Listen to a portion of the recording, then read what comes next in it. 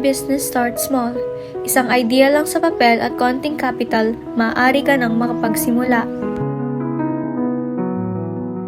Kung magsisimula tayo sa mali, kailangan nating alamin ang break-even point natin para hindi malugi. Tama, kahit maliit, kung maayos ang cash flow at profit margin, pwede itong lumaki.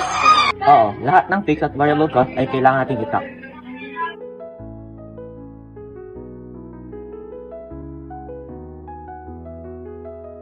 Sir, may delay po ng supplier. Maaaring maliit ang delivery natin.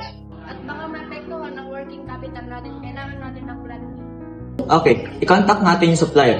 Tignan natin kung pwedeng i-prioritize ang order natin. Pwede rin natin i-offer sa iba kong supplier na urgent. Tama, mas maayos kung proactive tayo kaysa magpanik. Daniel, nakikita kong stress ka lately. Siguraduhin mo namang may break ka minsan.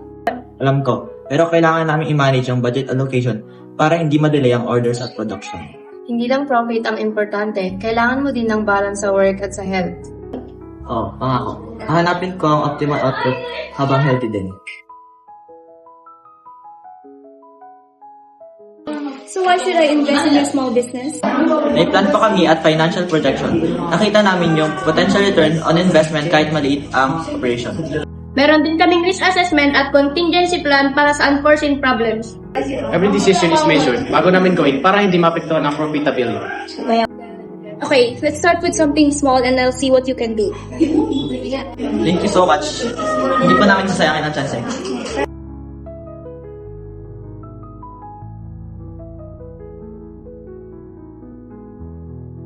Napansin ko lumalaki ang business niya. Sigurado ka bang hindi tayo nakipag sa market?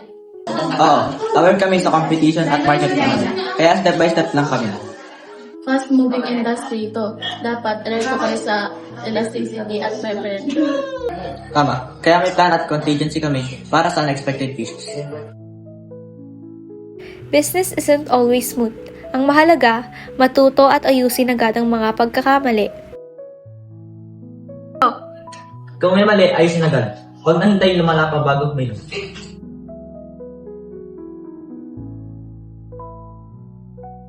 Sir, dumadami na po ulit ang orders natin.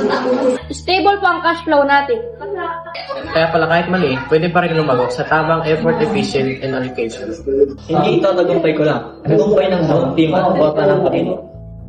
Sa business, hindi sa laki ng kapital na susukat ang success, kundi sa planning, teamwork at strategic decision-making. Step by step lang ang progress. Walang shortcut sa growth. Support ng family at friends ang malaking factor dito. Tagumpay ay mas meaningful kapag pinaghirapan at pinagsaluhan.